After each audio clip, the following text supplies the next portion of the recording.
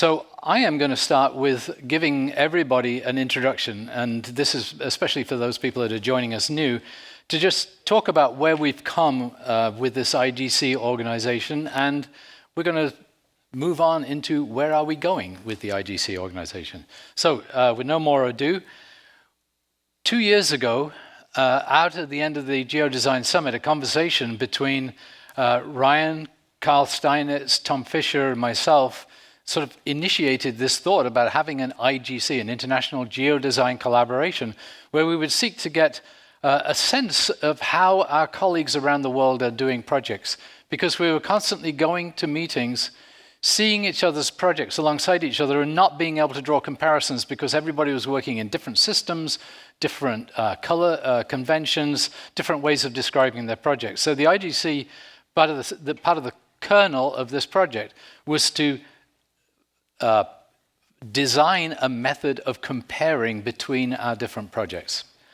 So we have had 143 schools worldwide participating in one way or another in IGC.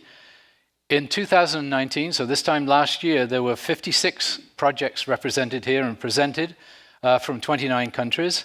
This year, a further 33 projects in 15 countries. You can see the geographic spread. And the projects themselves are represented on posters that for those of you that are coming to the Geodesign Summit, those are all on display in the Esri cafeteria. So you will have an opportunity to see those over the next 2 days before they're taken down on Wednesday. So you'll have a chance to see those projects. These are our participating schools. I don't expect you to read the small print, but this material is all on our website, and you'll see the web address come up time and time again during this presentation. But please take the time to go and look and see what is happening and who is collaborating in this effort. So let's talk about what we've learned. We have had 3 days of socializing, getting to know each other. We have met, so we've had projects from 19 countries. We have met colleagues from 19 countries. So we've got new international collaborations and international friendships that are started out of this meeting. And we've had a series of presentations. What we've done is, for each of the projects that you see represented as posters in the cafeteria, each one of those was accompanied by a 7-minute PowerPoint presentation. Those PowerPoint presentations and the posters are also on the website, so you're welcome to go and find those presentations. But so each team presented for about 7 minutes, and then at 4 different occasions during our 2 days, we had breakout discussion periods, and you're going to hear a little bit more about those in a little while. So this has been very much a working meeting. The outcome of the first IGC collaboration, the work that we did last year, is all represented in a book, and all of you are going to be getting a copy of this book. This is the first edition copy of this book, and this has got a compilation of all of the projects from last year. So within that, you will also learn a little bit about our framework. So the framework that we established in order to allow you to compare project to project consists of these sort of 4 components. They revolve around the geodesign workflow as described in Carl Steinitz's Frameworks for Geodesign book. We asked people to stick to using a constrained list of geodesign systems, water infrastructure, green infrastructure, and we required a color palette to match those, so that when you're standing by 2 projects side by side, when you see blue on one of them and blue on the adjacent one, you're looking at water infrastructure on both of them. So it's a means of comparison. We asked everybody to use square study areas. Part of the rationale for that is that although none of our study areas in real life are square, they nevertheless interact with the surrounding areas. So your irregular shaped watershed is interacting with the watersheds around it. So we have imposed the square in order to consciously make ourselves think about those relationships. We also ask people to consider a consistent set of scenarios for the project and a set of time steps to go with those. Specifically, every project describes its outcomes. It describes a current condition in 2020. It describes outcomes at 2035 and outcomes at 2050. again, so that we can make side-by-side comparisons. And then there are 3 different scenario conditions. One is what we call the early adopter scenario, which is where innovations in design are adopted from day one, and so we're looking at the outcomes of those 15 and 30 years into the future.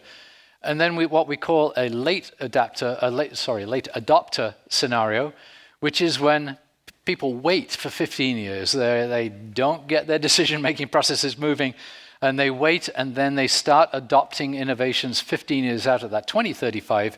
So delayed, a little bit more of the status quo continuing for 15 years, but then looking at the 2050 report out. And then the third is what we call a non-adopter. And this is really the sort of status quo when innovations are not adopted and the situation as current is allowed to run out. During our first iteration, we asked groups, we had a group of experts identify what we call 12 global assumptions. These are 12 assumptions about the large-scale changes that are going to face us. So this is loss of access to fresh water, growth of population, those kinds of large-scale impacts on global change. Accompanying those, within each of the systems that I just talked about, the geodesign systems, we had a group assigned to each system that identified a set of innovations. So innovations that specifically addressed that system. And we had a total of 157 of those. Again, all of this information is available on the website, so all of you are welcome to refer to it and use it for whatever purposes you need. Some of the outcomes, this was the number of projects during our first iteration, and they're arranged by study size. So we have projects ranging in size from 1 kilometer by 1 kilometer to over 160 kilometers by 160 kilometers. So a wide range, but this shows you the range with a decent representation, tailing off a little bit at the ends, but a decent representation across all of those different sizes. And there's also, although many of the projects focus on urban issues, there is a fair number of projects that also acknowledge that urban issues impact suburban issues, impact rural issues, impact wildland issues that's represented in the bottom chart. Systems were used unevenly across the projects across the world, and these are gross, coarse, regional clumpings of projects, but they show by the patterns in those pie charts the differential take-up of different system innovations in the different kinds of settings. And in general, participants reported significant learning outcomes, and this is regardless of whether they were senior officials or senior faculty members in universities that knew everything already, or whether it was a fresh undergraduate student entering this for the very first time. So everybody experienced significant sort of learning objectives out of participating in the project. So that was our first project. So we rolled into the second year. The major thing we've adopted during the second year, and you'll see a little bit of this shortly, is we adopted the United Nations Sustainable Development Goals as a way of measuring the success of our projects. So this is more or less a performance evaluation of each of the systems within each project. So we asked the groups to make expert judgments. There are no metrics to cover all of the Sustainable Development Goals for the systems we're talking about. So we asked people to make expert judgments. And for a typical project, this is the way that looks. So the matrix on the right represents, in the rows across, those are the 17 Sustainable Development Goals. And in the columns, those are the geodesign systems. So within each of those crossing points, people were asked to evaluate on a purple equals good through to orange equals bad scale. So beneficial through to deficits to the environment. The common format that you can see over in the cafeteria like this enables you to make these side-by-side comparisons, as I mentioned before. And you can see that the format that some people don't like being told to use a consistent format, but you can see the opportunities and the advantages that come out of seeing those formats repeated side by side. And those are also repeated in the PowerPoint presentations that people have made. So we have a consistent way of understanding the projects that are being presented to us. So how did this turn out? Well, we've had 34 presentations over the last 2 days that were interspersed into our workshops and other activities. And we asked all the participants as we were going to vote for their 4 best projects. So the people don't know who they are, and I am about to announce them.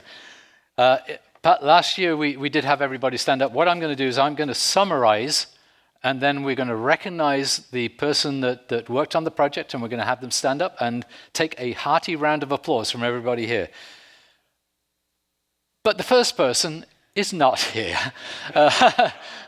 Jörg Kitka unfortunately had to return to Norway, where he lives, today in order to take part in his teaching and other kinds of duties. But he presented a marvelous project for us about the global commerce in building sand, construction sand. And I think for many of us in the meeting, this alone as a topic was a surprise.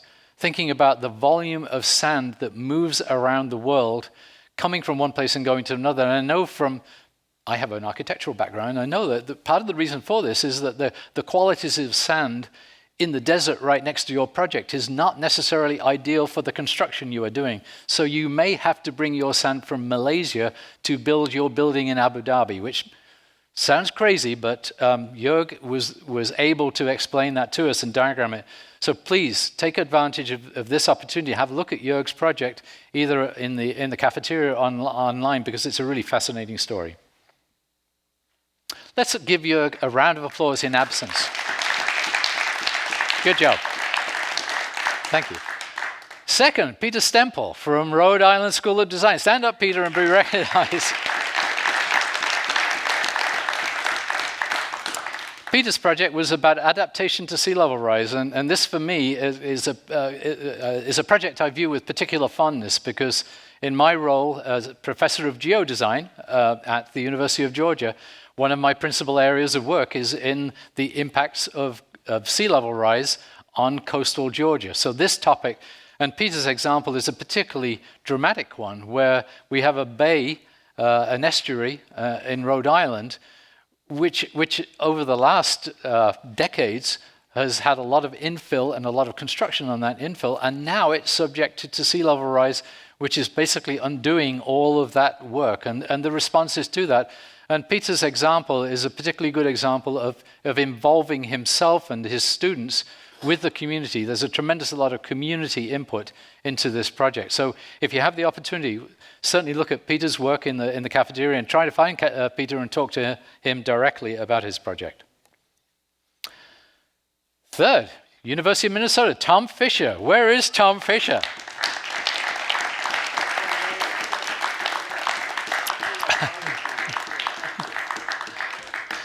Okay, and Tom's colleagues from Minnesota.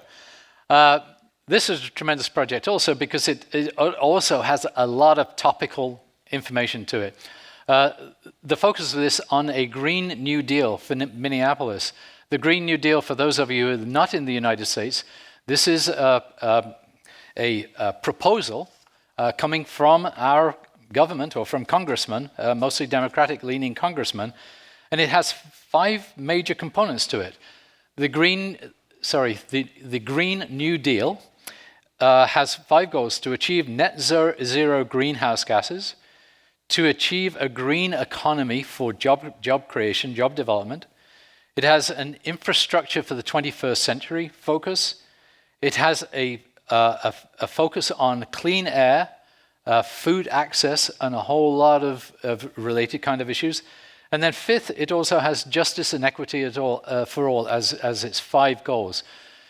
This project is representing how do those goals play out? How would they play out on a typical US city? How would you address those? So again, take advantage of Tom being here, talk to him about his project, and look at his work in the cafeteria and online.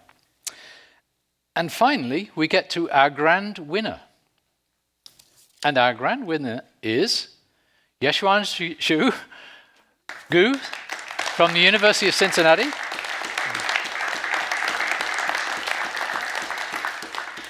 And there is absolutely no rigging in this, but I'm on Yeshuan's PhD committee. So I talked to this with a certain amount of fondness for this particular project.